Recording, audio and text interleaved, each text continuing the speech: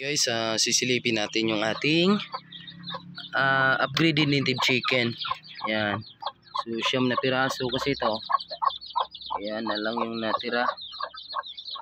Yan, malalaki na guys. 2 weeks old. Yan, 1, 2, 3, 4, 6,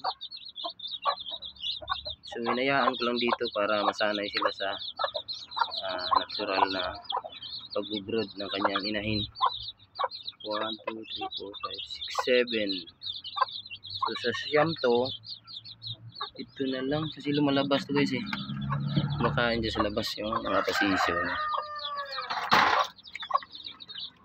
Baka doon sa labas siguro yung isa. Or baka nakain na ng daga yun. Doon sa labas yung isa.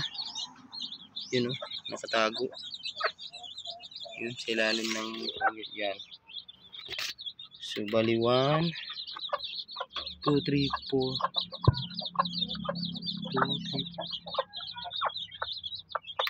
3, 8.